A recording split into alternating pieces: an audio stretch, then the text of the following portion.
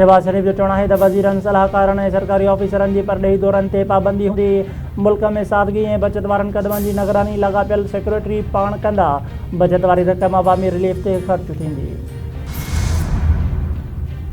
खिते में जंगी सूरत हाल मुसाफ़िर जहाज़नि खे फ्यूल जी फ़राहमी मुतासिर।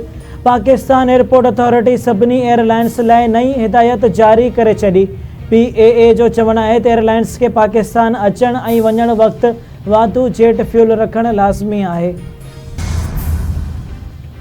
पाकिस्तान कस्टम्स कराची सिंध हुकूमत जे गाड़ी दस्तावेज़नि बावजूदि नॉन कस्टम करार ॾेई ज़ब्त करे छॾी। सिंध जे सीनियर वज़ीर शहदिल इनाम मेमण जो चवणु आहे त पाकिस्तान कस्टम्स 12 मार्च ते सिंध हुकूमत जी हिकु गाॾीअ खे नॉन कस्टम पेड करार ॾेई ज़ब्त कयो।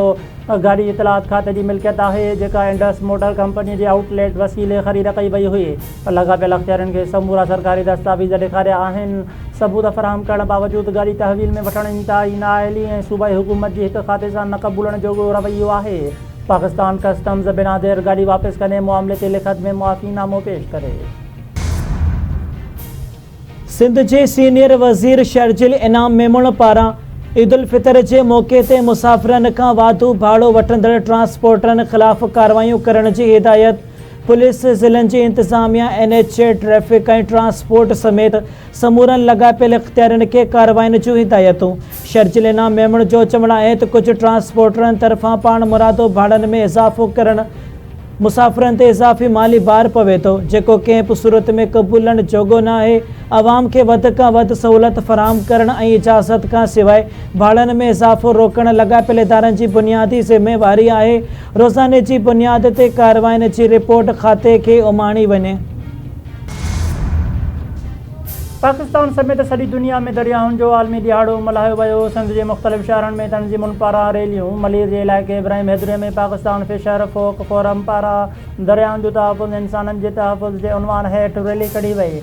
रैली मुख़्तलिफ़ रस्तनि खां थींदे मलजेटी पहुती समुंड खे गुलनि जी भेटा पेश। अॻुवाणनि जो चवणु आहे त दरियाउनि जा ज़ख़ीरा ख़तरे में आहिनि। इंडस डेल्टा तक़रीबन तबाह थी चुकी आहे। गदलाण ऐं आलूदगीअ सबबि समुंड जो इकोसिस्टम बि वजूद विञाए रहियो आहे। दरियाहनि समुंडनि ऐं नदियुनि नालनि जो तहफ़ुज़ यकीनी बणाइणु ज़रूरी आहे। क़दम न खयां विया त इंसाननि सां गॾु चौपायो माल तबाहीअ जे किनारे पहुची वेंदो। दरियाह ज़िंदगी मईशत माहौलियात ऐं सक़ाफ़त जा ज़ामिन आहिनि। सिंधु दरिया असांजी तारीख़ तहज़ीब ऐं मईशत जो बुनियादु आहे। मौसमियाती तब्दीली ऐं पाणी खोट सिंधु दरिया ऐं उन जे डेल्टा लाइ वॾो चैलेंज आहे। पाणी खोट सबबि केतिरा ई लख एकड़ ज़रई ज़मीन समुंड गिड़काए चुको आहे। सिंध जे वॾे वज़ीर सैयद मुराद अली शाह जो दरियाउनि जे आलमी ॾियारे ते पैगाम। संदसि चवणु आहे त तमर जे ॿेलनि ऐं सामूंडी हयात जो दारो मदार सिंध डेल्टा ते आहे। सामूंडी आबादियुनि जी बका बि सिंधु दरिया जे डेल्टा सां जुड़ियल आहे। कुदरती वसीलनि जे तहफ़ुज़ सां गॾु आवाम जे मुस्तक़बिल खे महफ़ूज़ बनाइणु तरजीह आहे। कराची जे मेयर मुर्तज़ा वाहब जो चवणु आहे त साल 2026 कराची लाइ तरक़ियाती कमनि जो साल आहे। हलंदड़ साल 88 अरब रुपया कराची ते ख़र्च कया वेंदा। 1058 मुख़्तलिफ़ स्कीमूं मुकमल कयूं पियूं वञनि। 70 करोड़ रुपया ओल्ड सिटी एरिया में ख़र्च कया पिया वञनि। कराची जे कमर्शियल एरियाज़ जूं हालतूं ठीक न हुयूं। न रुगो शहरनि पर कमर्शियल एरियाज़ जो बि ख़्यालु रखियो वियो आहे।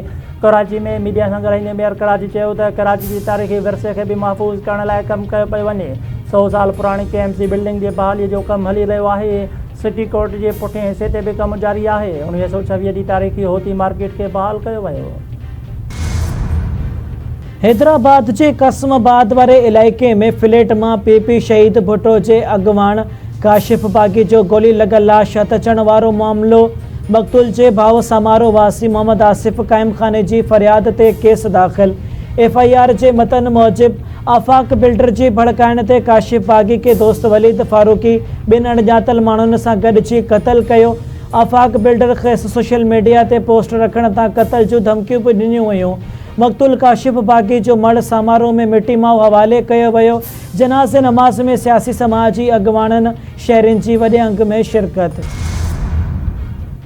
ज़रई यूनिवर्सिटी टनोजाम जे शागिर्द ठुलवासी आसिफ़ नूर कुंडराणी जो मौत नओं रुख़ अख़्तियार करे वरितो। आसिफ़ नूर कुंडराणी जे वारसनि तरफ़ां क्लास फेलो ऐं इंतज़ामिया ते क़त्ल जो इल्ज़ाम।